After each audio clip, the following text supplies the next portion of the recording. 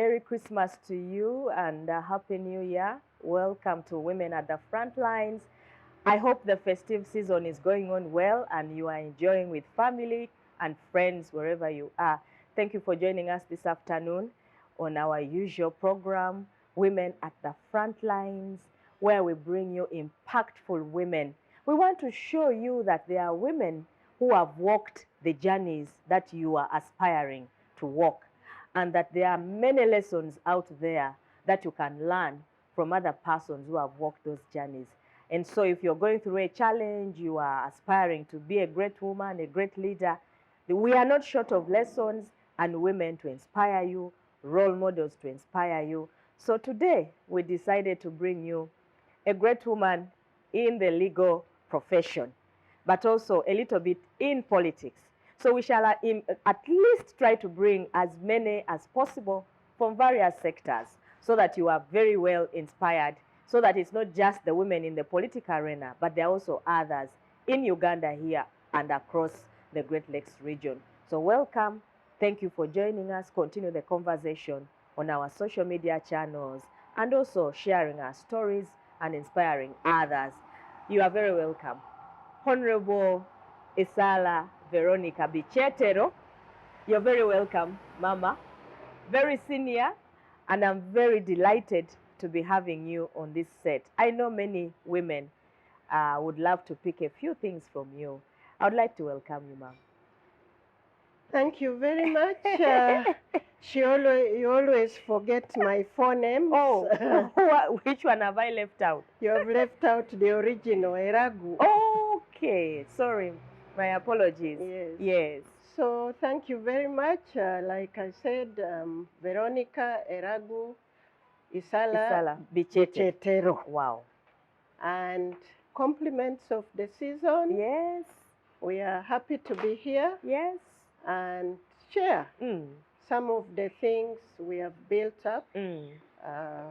God has helped us to build up over the years, reaching where we are and still looking strong and with healthy. Yes. We don't take it for granted. Yeah. So, yes. So, Honourable Veronica Eragu Isala Bichetero. Now you can stop at Veronica. We are here to pick your life. So just like to have you walk us through your life. Growing up, the career life that you have enjoyed over 40 years in the legal profession. Over 45 years. 45 years, and now spilling to the political arena. There's still a lot you're doing, looking very well taken care of, even at that age that you have. What are some of the landmarks that you can share with our women out there? We are inspiring women to step out, Honourable, to walk their own personal journeys. Those that are going into politics, step out. Those that are in other sectors. We want to spur Uganda to another level in terms of women, because the future is female. The future is women. And so this is the space. So how has been this great journey of yours? Thank you very much. Sometimes when I think about it, it's been a short journey. Yes. But practically it has been a long journey. Yes. For you to say anything about your life, your career, and what have you, you must have been born and then you sailed through. Yes. So, starting with my background, I came face to face with my mother and the birth attendant on the 3rd of August, 1953. 1953. It was in the morning. Wow. I was born, some things also speak for themselves. I'm a firstborn of 9 children. Wow. And born at that time to a sub-county chief. He later graduated to be a county chief. County chief. So I must say I was born privileged. Privileged, I could say as well, because being a firstborn, you didn't disappoint. No. Coming from the chief's home, you have been inspired enough to be a leader and great in life. So really throughout, my mother was completely literate. All she did was go to the local Catholic missionaries and learned the basics and being a wife of a chief. And a full time. Yeah, she was also prepared to entertain. And she taught herself. Wow. As a result, she started also modeling me. But I must say, I got spoiled from the very beginning. Spoiled or inspired? I think spoiled. My father getting a first child, a girl, and a chief, it was kind of a negative thing against him. At that time. So, oh, now who will be the musika? Who is going to get those riches? What have you? So, he worked against it by modeling me, showing me that a woman can be, showing me that a girl is a child. So I grew up in that kind of environment. And of course, quickly a boy came, but he didn't change, he didn't shift. Then another girl came, and then now they ended up for 5 girls and 4 boys. And nothing changed. He remained focused. I remained his child. The firstborn girl. And he showed so much love that he would tell all the children, that is my daughter. That is my child. And the others would say, so who are we? Who are we? And then he would say, you are also children. Yes. But that is my daughter. Wow. And he would tell them to follow me. So for him, he focused on educating me, bringing me up, and then the shortest way to make sure that the others followed the leader or followed that one. So in a way, he was also taking shortcuts in bringing up children, which worked out well for them. Wow. But it could have also been counterproductive. So in a way, we can say your father really shaped you a lot. He did. The influence of a father in a girl's life is very, very critical. He did. And when fathers invest in girls, I think they turn out to be greater than even they expect. Precisely. Yeah. So that is what happened. And then, of course, he got me to the best schools. I went to a convent school at Luala Primary that is well known all over Teso. Yes. And after that, I went to, again, the traditional school, Mount St. Mary's College in Namagunga. Okay. And there, I must say, growing up, he also kind of exposed me. Being a chief, he would walk with me to his office. To all the meetings? To his meetings. As possible. I hung around. It was always in the compound to there. Yeah. So going to primary, I already knew a lot. Wow. Going to secondary school, I knew what I wanted to do. Wow. And there were 2 things. I wanted to be a policeman. Not a policewoman. That was 50 years ago. Mark my word, yes. I wanted to be a policeman. And why? What is, because in a policeman, I saw discipline, I saw what. So if ever this woman became a policewoman, for me, I was going to act the man. The inspiration was more in the policeman. In the starter. Yes. Yes. But in the policewoman, I did not want them to take me to the kitchen or make me a secretary, because that was at that the time. The jobs were clearly spelled out. They gave you a feminine chore. But for me, I wanted the male chore. Wow. That is why I knew exactly what a policewoman is and a policeman, but I wanted to act the policeman. Interesting. Then I changed immediately after I left primary school. I was in secondary school. I changed, and in senior 2, I said I wanted to be a lawyer. Wow. So much to the shock of the headmistress, so much to the shock of so many teachers and other people. And it appears then in your time, career guidance was real. It was. Although it was pointed to feminine, callings for women and then the men, but the girls of your time stood out and defended their callings, whatever they chose to. It was. Careers were kind of cultured, piloted, kind of made out for you.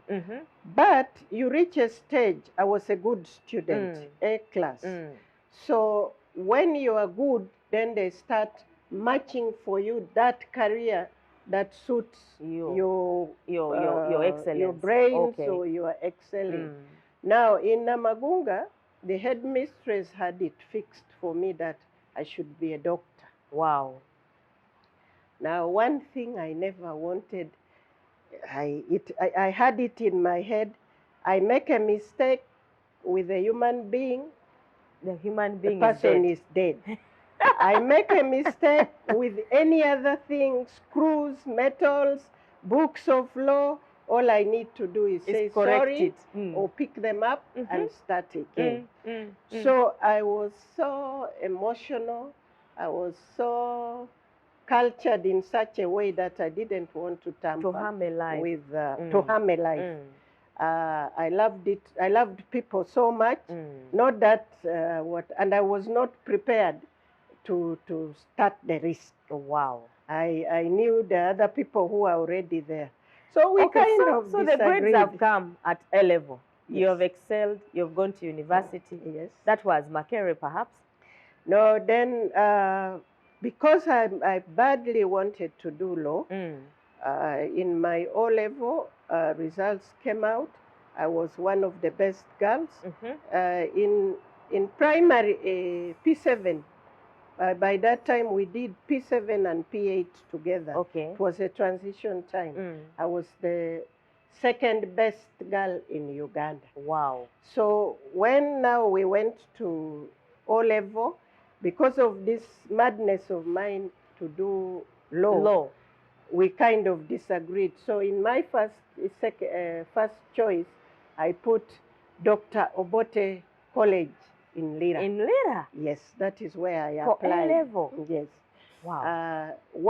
I was also a little bit tired of with the all-girls school. I wanted to work with these men. Interact with the men. Study with them. And so that is where I went. And then, of course, from there I came out with my 3 principles, which was too generous at that time. All that was required was 2 principles at D level, and then you can go and study. But law was a bit strict, so I came out with my 3 principles. To be exact, they were A, B, B.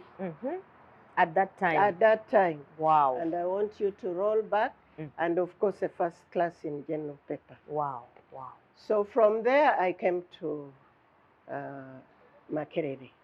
One of the first one, and I think we can go and check our records, in the eastern region, I was the first lawyer the first student to go to study law in Makerere. Among the first. So you who is watching us. It is also, it's also possible to be a first coming from Kaberamaido in Teso. You probably, I started by walking barefoot. I met the privileged ones here in Kampala. In Kampala. But at that time, and then very quickly, because as you move, actually you carry a load with you. You inspire others. Yes. Because the year after me, then we had Judge Margaret Oguli, who then came after me. And then immediately after that, we had Elizabeth Kirunda, who was born Elizabeth Egweo. Yes. And then several others came now, including... And interestingly, you did commercial law at that time. And you know, most of the women, still up to today, do not go into the commercial courses in the law profession. I need you to emphasize that as well. Yeah, in first year, you did the most introductory courses, law of contract, introduction to law, all these generic things. In second year, you were allowed to, we had to specialize. But one thing I must tell you also, we were 40 in a class. The whole class? Not these general assemblies of these days. There are we many. Were 40. The lecturers knew you. They could guide you. So I was literally handpicked by my lecturer, said, you are good for corporate practice corporate knowledge. So you will take conflict of laws, you're going to take commercial law 1, and then later in third year, commercial law 2. Wow. And we had, I must say this, we had difficult lecturers. As usual, the lecturers must be pushed us. Able to push. And they showed us. Yes. And also one thing, they kept telling you, law is a privileged profession. Yes. Not everybody does law. And they would even come, a lecturer would come, I'll not name them, that they are still alive and they know themselves. They come and say, this subject is not for girls. So this one came, said, this subject is not for girls. And he told all the girls in the class walked out. I sat. The others started looking at me through the window. Verona. How you are still sitting. Verona, come. You are going to fail. Break time. I sat. Even he looked at me. I continued sitting. That ended. Wow. I came back the following morning. The following week, another one comes. He stands right in front of my desk and he yells at me, you don't impress me. Wow. Looking at me. Wow. And he tells me, you don't impress me. I looked back. The boys were watching. They wanted to defend. They wanted to what? I said, I will defend myself. Yes. So I said, sir, I did not come here to impress you. But myself. Lord, you could hear a pin drop. Wow. Everybody was scared. Everybody knows this lecturer. Unfortunately, he died, Dr. Byamgisha. But we became the best friends afterwards. So after I told him I did not come here to impress you, he laughed. Wow. He laughed. Instead of kicking me out of the class. He left you in the class. And we continued. Wow. When I finished... I guess he was challenging you. Yes. Yes. When we finished third year and graduated, I'd done so well. So I went for my master's at Oxford. So after that, I came back. And then I joined the second group after me to Law Development Center. At Law Development Center, I finished. He was still looking for me. The day I finished, we used to start with, I think we would first go for one term. We never had semesters. Those are new words. Okay. One term, and then come back. So he worked, during clerkship, he worked at had chosen Hunter and Gregg. Wow. Which is now, the name has changed, but Kagumire and somebody, advocates now, but it was Hunter and Gregg, just by that Green Lace Bank, opposite. On top of that, opposite. Just next to Bank of Uganda. So that was the prime farm at that time. In Uganda at that time. So he walked there, found me seated on a desk. He said, you are not doing your clerkship here. You are coming to do your clerkship with me. Wow. I looked at him. I picked my bags. I went to see the late, Advocate Katera. I told him, Dr. Byamgisha is here, and this is what he says. He said, you go. That one, is not defeated by anybody. You just leave and go. And I don't take anything. And we went. Wow. You have very, very important lessons. So I finished with him. One thing, people feared him. People respected him. He was above, I mean, he was hyper. A master of the role. Yes, very, very clever. Commercial law. He knew how to turn companies. So he taught me a lot and introduced me to several papers and what to do. And so I owe him a lot, but it came with a bit of friction. He was pushing you to the edge so you can do much more. And then we happened to live in the same estate. And his wife, the late judge of the Supreme Court, Gamugisha, the wife. Yes. And then Connie and myself, we became very, very good, close friends. Wow. She mentored me also in certain ways. And life continued. So that is how I came to do commercial law. Wow. But I must say, some of the things are also illusions. Because if I could do it, then any other person. I'm not Spider-Man, I'm not who. It needed a bit of concentration, a bit of working at it, and it's doable. Yes, it's so doable. I don't want to discourage anybody. It's a disciplined area. Yes.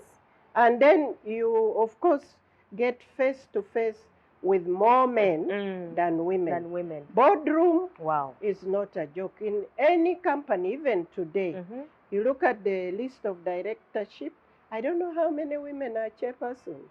Very few. And then even the list of directors, they tend to tilt it. More women, more men. More men. It's always tilted. Yes. And they may have their good reasons. Okay, men stay longer because boardroom, you have to sit sometimes long hours, past midnight.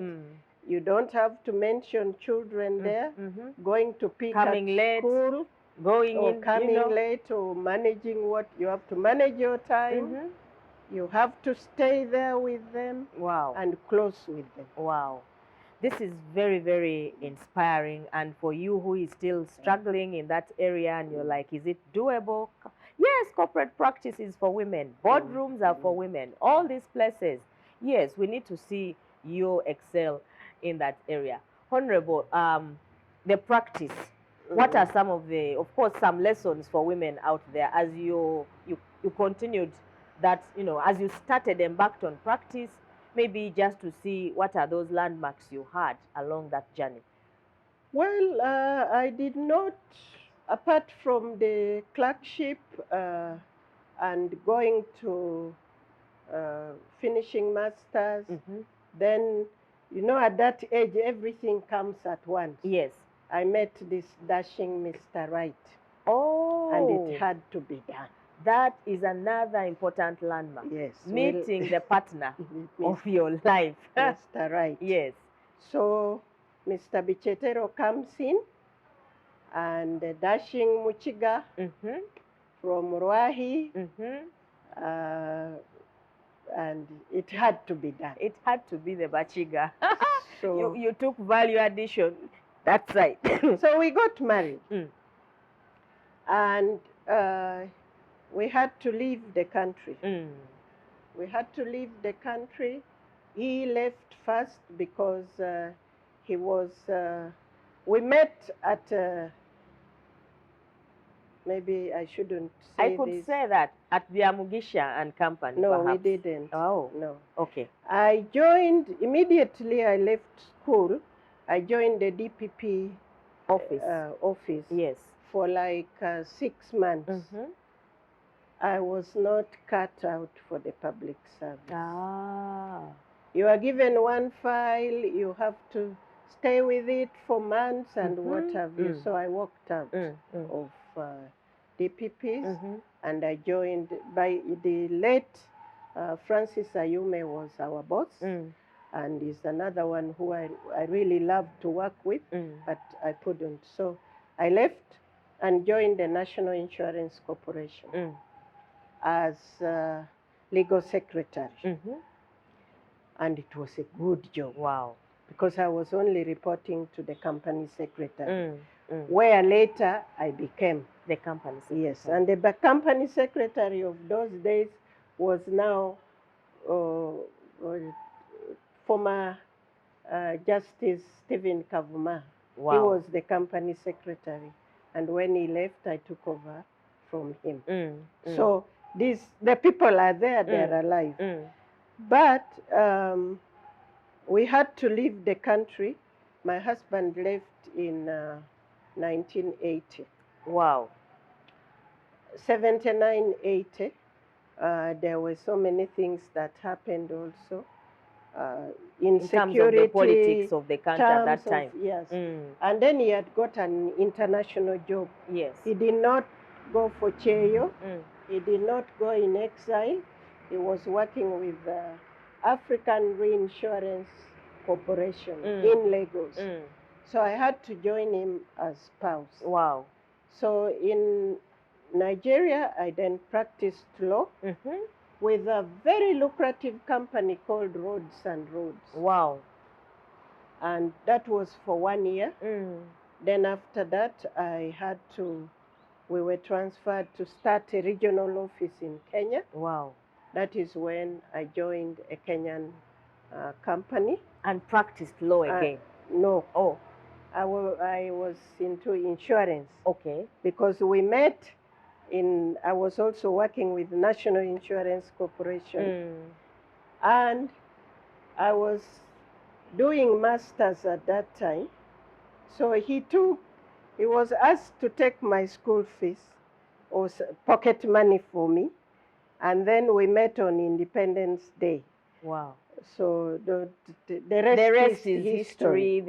There are men and women now who have become of age out of that wonderful union. We delivering the Bachiga. My pocket money. So we have whatever. Wow. So then on the work, I then worked with a Kenyan company, Mineta ICDC, Kenya Commercial Insurance Corporation. I did that for like 4 years, then joined UNICEF. Wow. And I worked with UNICEF for 9 years. Wow. After that, again, career-wise, I came home. Jokingly, but also not very jokingly, my husband died. Oh. Yes. So sorry about that. I had to come home. He died in Nigeria, where he was now a very big man in insurance. So 1999 was difficult, making decisions. 2000, one of the children was already a first year in university in America. Another one was here at King's College, Budo. Decisions had to be taken. So I picked my pieces, and everybody thought I was mad. Particularly UNICEF said, okay, you can go, but we are going to get you a job in our country office. Okay. And I said, no, I'm going to find my pieces and continue. So that's exactly what I did. I arrived exactly on 31st of December 2000. Wow, 20 years ago. Yes, so midnight finds us and we are in 2001. So I hung around, I set up a private practice, Eragu and Company Advocates. Wow. UNICEF was nice. They gave me startup capital. They gave me they gave me clients. Wow. I mean, this is not now an institution thing, but people who admire you and they gather still want to support. We are listening to the wonderful story of Honourable Isala, Veronica Eragu Bichetero. And I can tell you there is a lot to pick. There is a lot of fast things she's done, broken so many barriers, gone through so many challenges, but risen above the tides, and she's here today. and it is getting more interesting. And of course, we are inspiring you who is in the same journey, who would like to walk in that same journey. Yes, Honourable. So then I start practicing, and of course my classmates were already also moving on well. One lady that I studied with and we kept in touch throughout with was Miriam Atembe, who was my classmate and roommate. Hey, is that so? So you know what kind of life I went through in the 3 years in Makerere. That's interesting. That will be a story. And you are two great women. Yes. Wow. Then the other one, and we used to argue and we used to do things. She didn't think I was so much of the feminine type. And I'll talk about feminism and what have you. I'm really not a feminist, but I'm a woman advocate. Yes. So then my dear friend up to today is Right Honourable Rebecca Alitwala Kadaga. Were you in the same class? No. Yes. I was always a class ahead of her. Okay. Both at the school. We met in a secondary school in Lira. She was in St. Catherine. Then St. Catherine was merged with Dr. Bote, and they called it, during Amin's time, then he didn't want the name of Bote, so they called it Boroboro Secondary School. Can you imagine the schools that they went to and how far they've come in life? Yeah. So after that, I mean, those are the girls I met. So I came back. She was in Parliament. She was, I think, a minister for regional affairs, regional corporation or regional affairs, where the docket she has gone back to, but a much larger portfolio now. Portfolio. Yeah. So those ones also welcomed me, encouraged me, helped me, and we moved on. Yeah. So on in July exactly on 27th, I get a phone call that I'm being appointed as a commissioner at Uganda Human Rights Commission. Wow. Were you not the first lot to start that commission? No, I went because Justice Monda, who is now in the Supreme Court, had resigned to join the judiciary. The bench, yes. High Court. Then, but I was with the first team, and I found them in their first term. Wow. As I was still thinking to settle and say, should I take it or not take it, I get another phone call, barely 2 hours, that I'm appointed again commissioner at the Electoral Commission. So which one did you take? So, Mr. Tandekwire. You had a full plate. Yeah, full plate. I started consulting, but I knew what I wanted. Mr. Tandekwire, who was the clerk at the time, called me and said, please make up your mind. You can't take both, but I need the answer quickly because I've looked at the calendar. Your birthday is on 3rd August. Today is 27th. I want to make sure that these instruments, you get your instruments and you're a full commissioner before your birthday.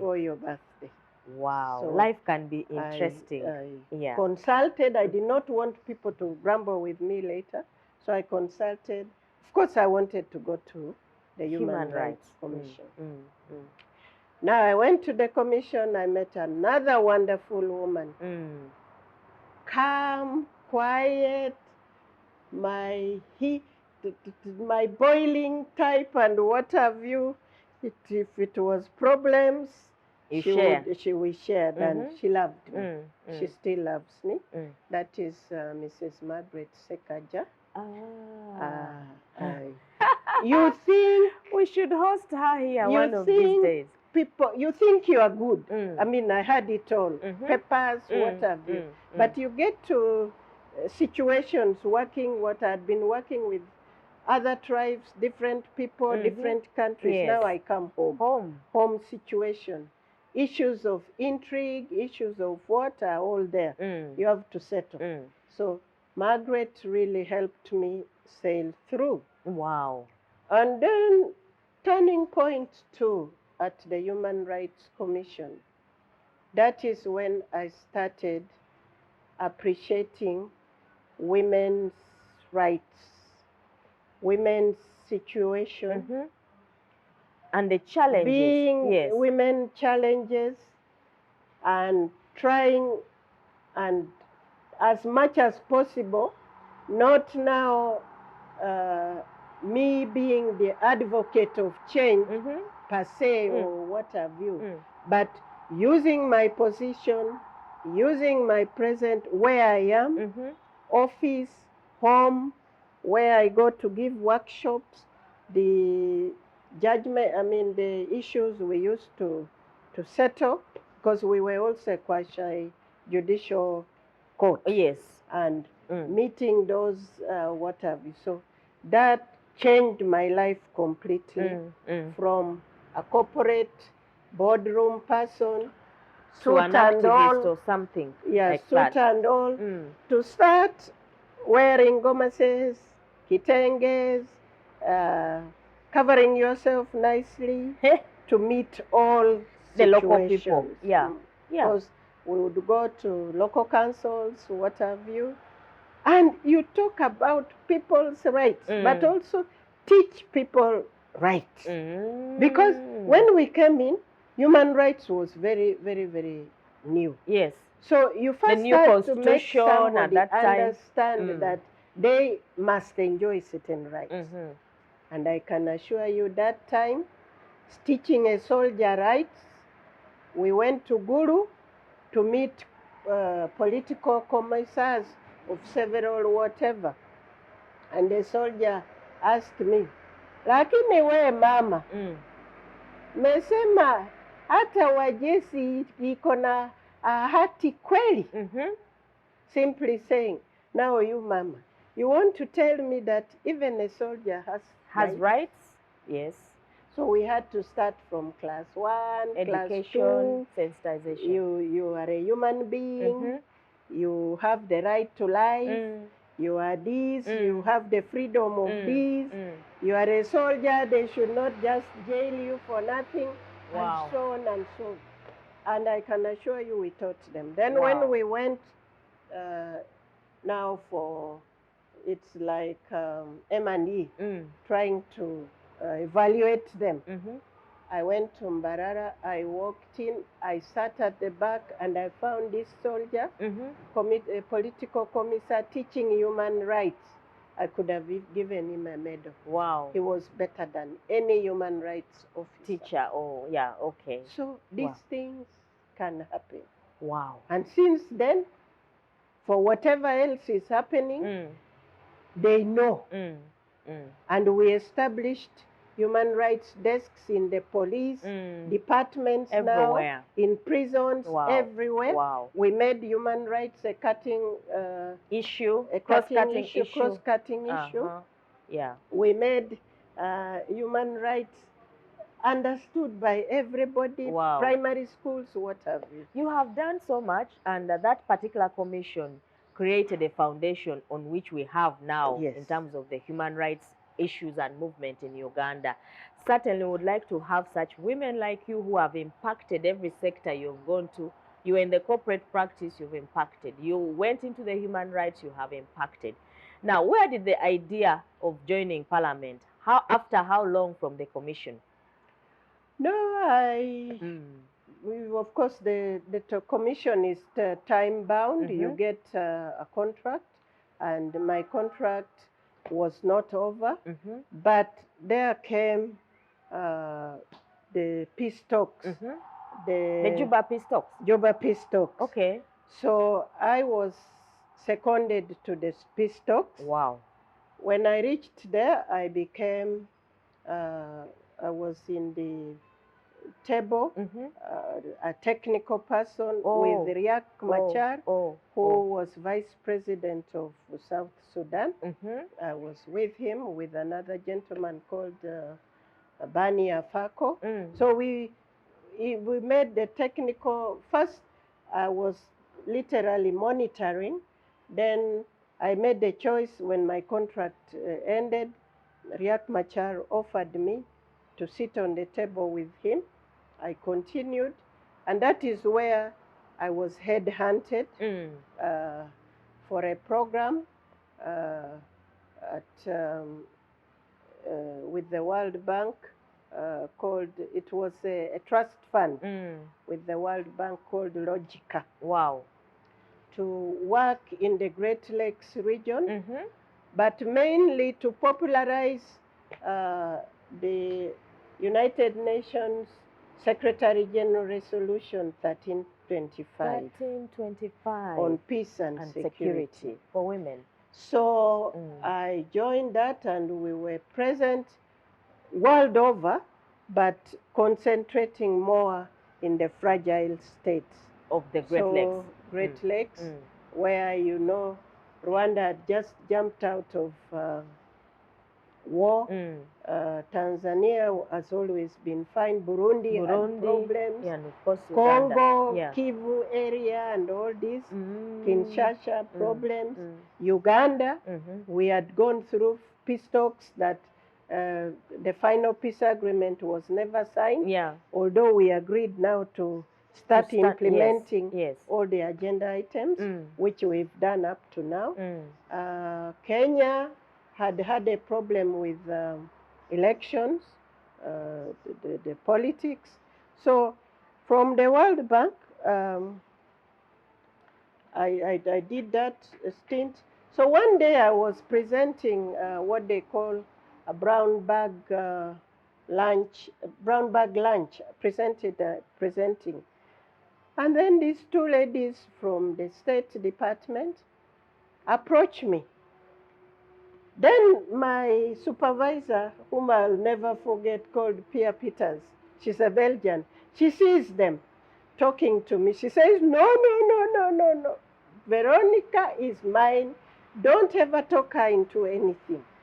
I said, no, we want her to. So they interested me to go to the United States at it's a state, a Congress-sponsored institution called United States Institute of Peace. Okay. For a fellowship, a senior fellowship.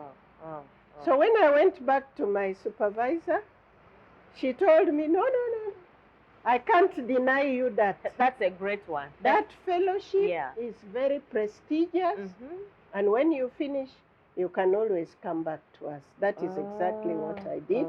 Again, back to Washington, I did 1.5 year fellowship. Wow. Partly, 6 months was working. The fellowship was paid for, very generously paid for. And that is what I did. Wow. And then went back to this program.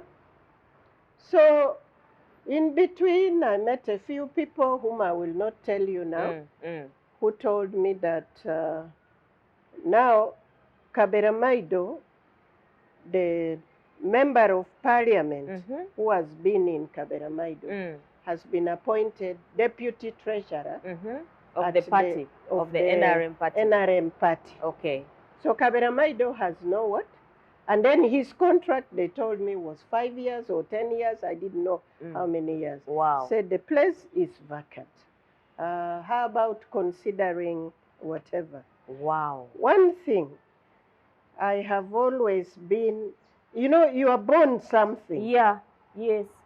I consider been born a leader because as a firstborn, you are a pace setter for the others. You are a trend maker. You have to be a model, role model. You are a role model, so I'm kind of born a leader. So I'll never refuse any leadership position, having assessed it.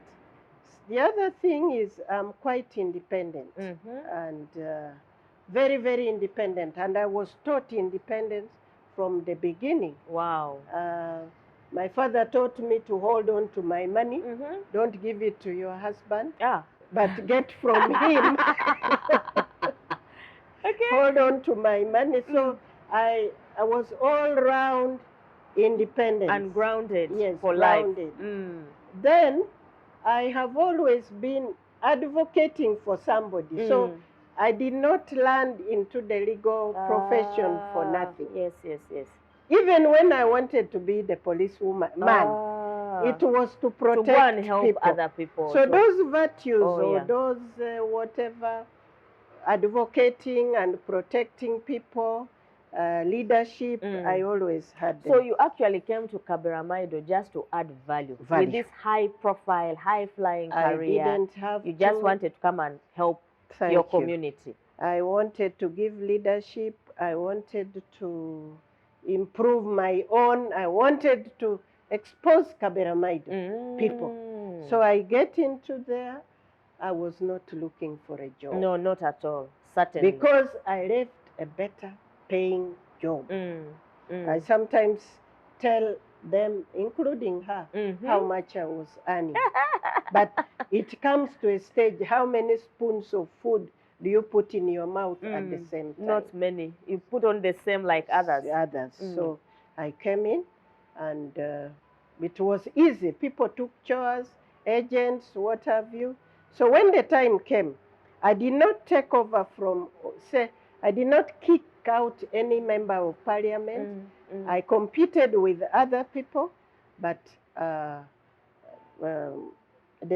situation was vacant. And then Dr. Mona actually did not come back to stand because he was with the secretariat. Okay. So I was elected as member of parliament for Kaberamaido County. Wow.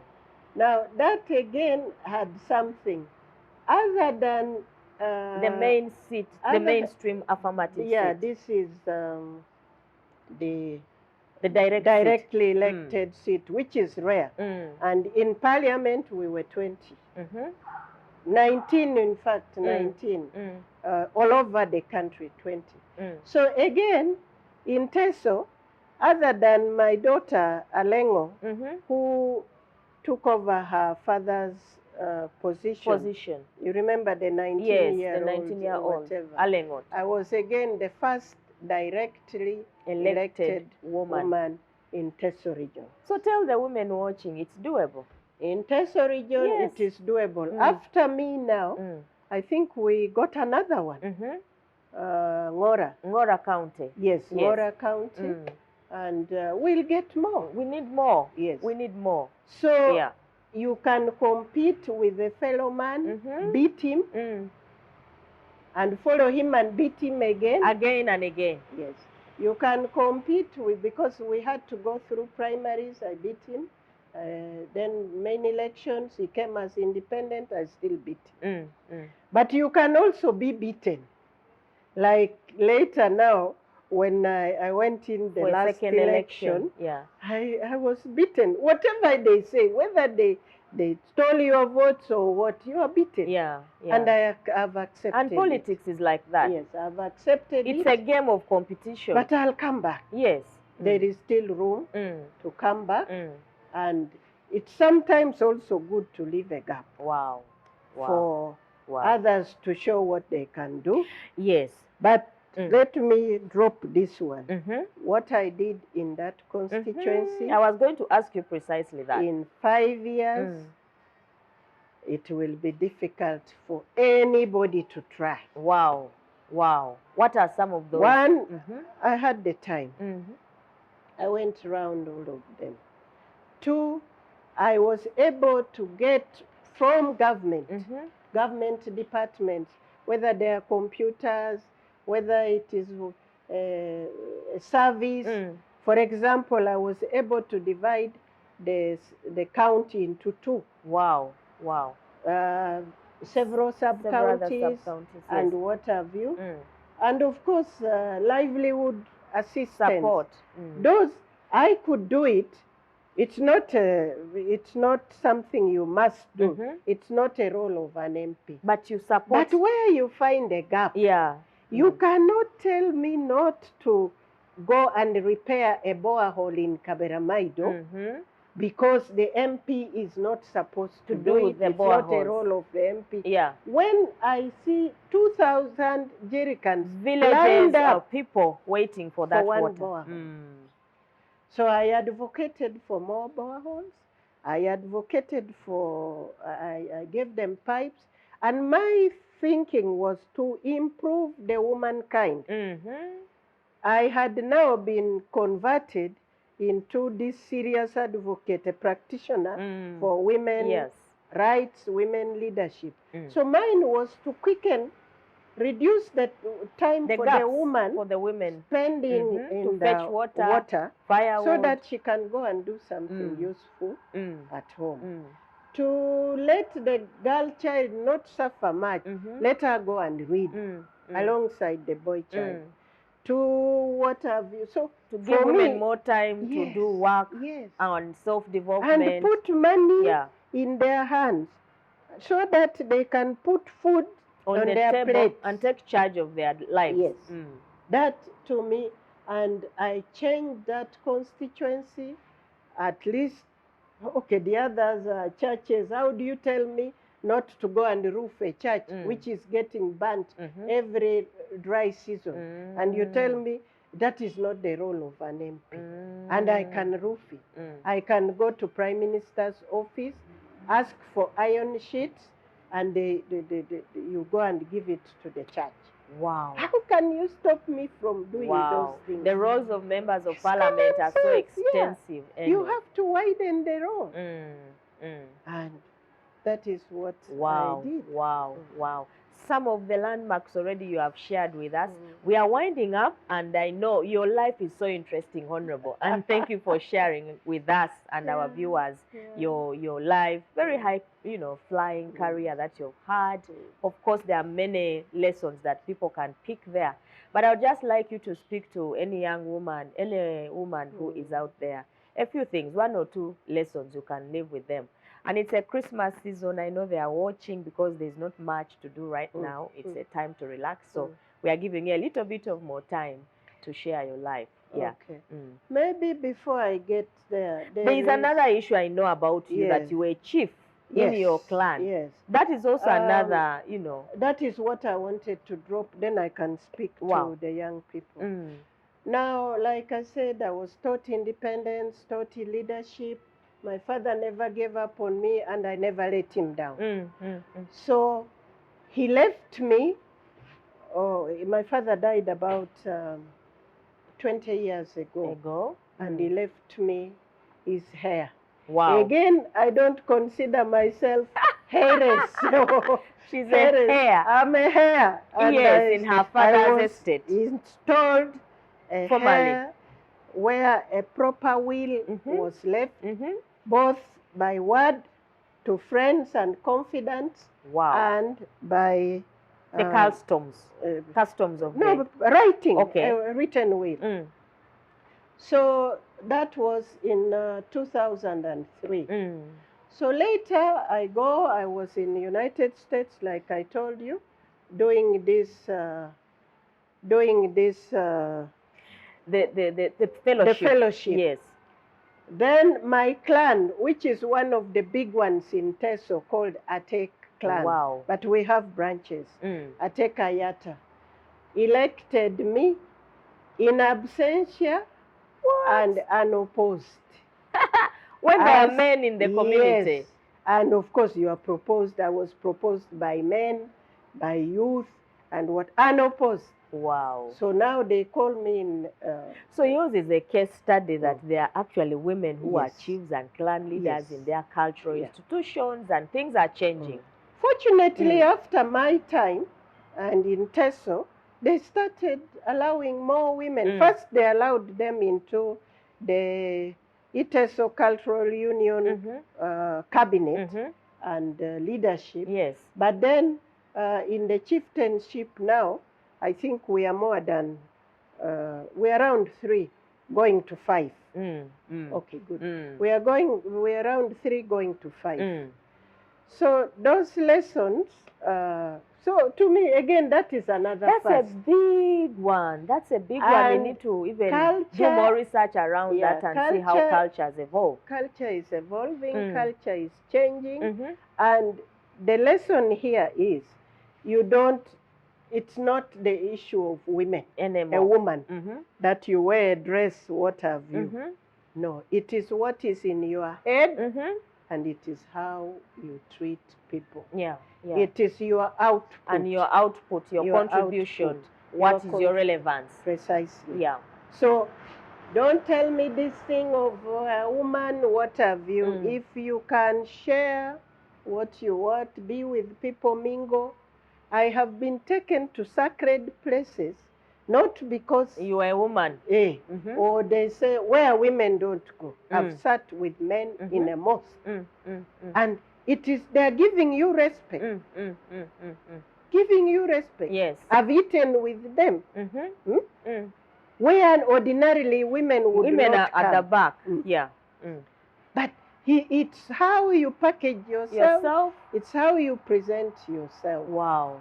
And again, you don't have to wear a trouser, a suit, a tie, feel like a man, and then go and jump on a table or sit in a bar stool counter to show that you have emancipated or you have become transformed. No. Be yourself. Be that woman. So, and those are lessons you're already sharing. The lessons, yes.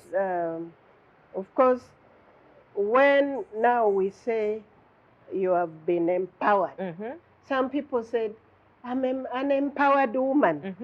Complete your adjective. What are you saying? Empowered in what? Sometimes we leave sentences incomplete. Incomplete. Thank you. Empowered for what? Or transformed from what? Yes, I've been transformed. I have changed. My life is what? Say it. Punctuate it more. In this area, in this area. Now I know how to treat understand the man being better. Now I know how to do this better. Now I have done this better. Don't leave your sentences incomplete. Wow. Because that way you rob yourself of excelling and what have you. Impacting others. And of course, back to this one that I can't do it, I can't do it. Of course you can do it. You can do anything. And science has it. This is now not law. That women actually have better brain matter. Is that so? Yes. And it is you, the woman, who gives the brain genes, the intelligence genes. You activate it. To your children. Yes, you activate them. And this is science. It's not law. So utilize those brains. Respect yourself. Let people respect you. Don't, I was, and of course the other one, I can't forget this one. Timekeeping. Write your sentence, be there on time. Actually, you need to wind it up with balancing the life of work, family, and children, because you've raised a family, you've done it all. It's a question we still battle with in this generation. How do you wind up that discussion as well? Thank you very much. The balancing was easy in my time. We had relatives coming to stay and they would help support you with the family, looking after children. Sometimes you didn't have to pay them as much. I mean, it wasn't a monthly thing. You gave a token, you bought clothes for the other side and what have you. Now, things have been regimented more too scientifically. Also, people have changed. Yes. You entrust your child with a maid, and then the maid beats up the child for no reason completely. Or passing on wrong lessons and things. Giving wrong lessons. So I think the trend now is live within your time limit or your timeline. Ours was easy. For example, I was able, when my husband worked in Nigeria, and I worked also with him in Nigeria, we were able to take a Ugandan maid to Nigeria. Then we worked in Kenya for 19 years. I was able to take a maid from Uganda to Nairobi. But these days you find those, you have to hire from a facility, a bureau, and what a recruiting company. There are no what people have developed. Every child is going to school. You're not going to whatever. But there are facilities. We have daycare, which we didn't have at that time. We had nursery schools and kindergartens, but not so many. So the technology is also coming in. Balance your time, live within your time area, and see what others do.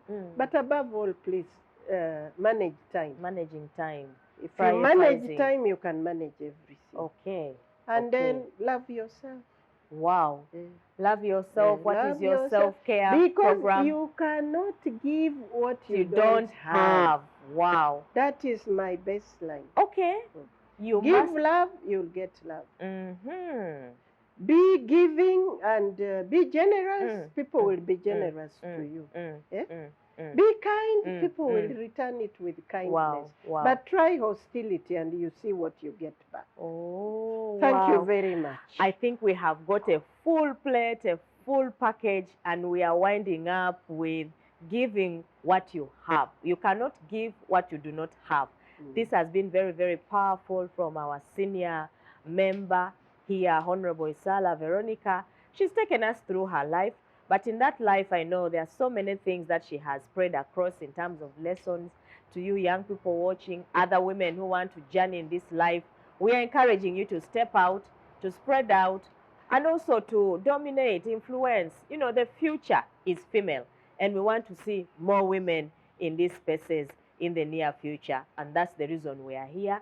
Thank you so much for watching up to this time. We have enjoyed your company. Awa, thank you so much. This is so wonderful. You are hiding so much within you. But I know you are writing a book. Pole Pole, yes, I'm writing 2 books at the same time. That is great news because all that life needs to be packaged. Yeah, we'll document a few things. But I should also write about other things. You should. Yeah. You should. Sometimes I'll write, I want to, some chapters will be about my dreams. Wow. That's and the things that you have not been able to fulfill, perhaps. Leave some lessons for my 3 lovely children. And the grandchildren. And the grandchildren. And the other generations to come. And this one. Yes, and these people supporting and watching. Indeed. Okay, Yeah, thank you so much. We have to sign out. Merry Christmas. Enjoy the rest of the festivities until we meet the next Saturday. Thank you so much. Shalom. Yeah.